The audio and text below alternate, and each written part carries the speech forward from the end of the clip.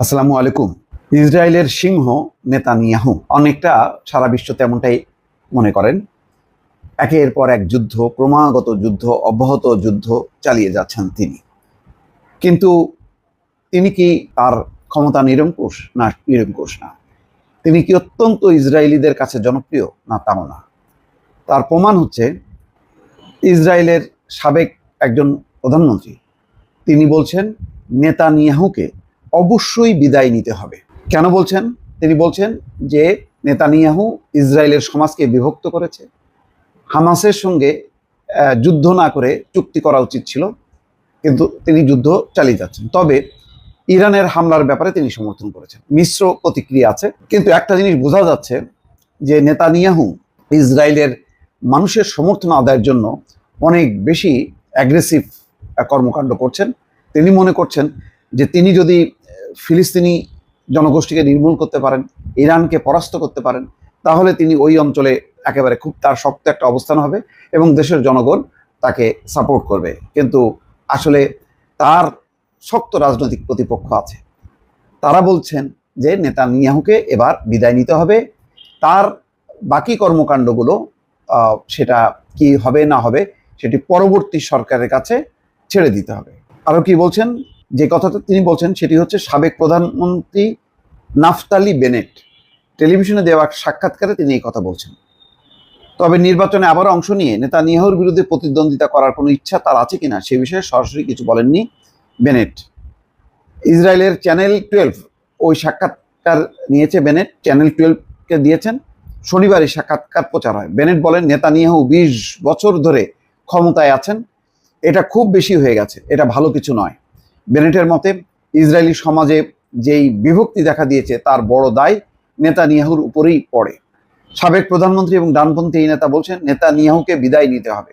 নেতানিয়াহুর একদিকে যেমন শক্ত সমর্থক গোষ্ঠী আছে, তেমনি কঠোর সমালোচকও আছে। এই সমালোচকরা 2023 সালে অক্টোবর থেকে গাজায় ইসরায়েলের যুদ্ধ পরিচালনায় নেতানিয়াহুর ভূমিকার বিরুদ্ধে আওয়াজ তুলেছেন। 2021 সালে বেনেট নেতানিয়াহু বিরোধী বিভিন্ন দলের সঙ্গে জোট করে ক্ষমতায় আসেন। এর মধ্য দিয়ে তখন নেতানিয়াহু টানা 12 বছর শাসনের অবসান হয়। তখন বেনেট বর্তমান বিরোধী নেতা ইয়ার লপিটের সঙ্গে যে জোট সরকার গড়েছিলেন তা প্রায় 1 বছরেই ভেঙে পড়ে। এরপর আগাম নির্বাচন হয়, আর কট্টর ডানপন্থী এবং ইহুদি দলগুলোর সমর্থনে নেতানিয়াহু আবার প্রধানমন্ত্রী হন। রাজনীতি থেকে কিছুটা বিরতি নেওয়া বেনেটের ফিরে আসার গুঞ্জন এখন জোরালো হয়ে উঠেছে। জনমত জরিপ বলছে তিনি চাইলে আবারও নেতানিয়াহুকে পরাজিত করার মতো সমর্থন পেতে পারেন। তবে 2026 সালের শেষ ভাগের আগে কোনো নির্বাচন হওয়ার পরিকল্পনা নেই, যদিও ইসরায়েলে আগাম নির্বাচন হওয়া অস্বাভাবিক কিছু নয়। সাক্ষাৎকারে বেনেট দাবি করেন ইরানে পারমাণবিক এবং সামরিক স্থাপনার উপর যে হামলা হয়েছে সেই পরিকল্পনার ভিত্তিটা তিনি তৈরি করে রেখেছেন। বেনেট আরো বলেন ইরানের বিরুদ্ধে এই হামলার সিদ্ধান্তটি খুব ভালো হয়েছে এবং তা দরকার ছিল। বেনেটের দাবি তার নেতৃত্বাধীন স্বল্পস্থায়ী সরকার আগে থেকেই প্রস্তুতি না নিয়ে রাখলে এই হামলা সম্ভব হতো না।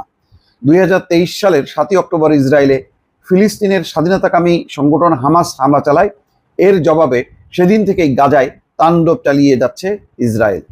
সাক্ষাৎকারে গাজা প্রসঙ্গে আরো বলেন তার মতে ইসরায়েলি সেনাবাহিনী এক্ষেত্রে অসাধারণ নৈপুণ্য দেখিয়েছে, তবে দেশের রাজনৈতিক ব্যবস্থাপনার অবস্থা বিপর্যয়কর। নেতানিয়াহু সরকারের সিদ্ধান্তহীনতার সমালোচনা করেন বেনেট। তিনি মনে করেন গাজায় হামাসের সঙ্গে কাছে যারা এখনো জিম্মি আছে তাদের মুক্ত করতে অবিলম্বে সমন্বিত চুক্তির প্রয়োজন। নেতানিয়াহুকে ইঙ্গিত করে বেনেট বলেন হামাসকে নির্মূল করার দায়িত্ব ভবিষ্যতের কোনো সরকারের কাছে ছেড়ে দিন। তবে বেনেট নিজে নির্বাচনে অংশ নেবেন কিনা সে সম্পর্কিত কয়েকটি প্রশ্ন এড়িয়ে গেছেন দর্শক। তার মানে বোঝা যাচ্ছে যে ইসরায়েলের রাজনৈতিক বিভক্তি আছে, জনমতের মধ্যে বিভাজন আছে। নেতানিয়াহু একেবারে খুব জনপ্রিয় এবং একেবারে সবার ম্যান্ডেট নিয়ে তিনি ক্ষমতা চালাচ্ছেন তেমনটি মনে করার কোনো কারণ নেই দর্শক। ভালো থাকবেন। আল্লাহ হাফেজ।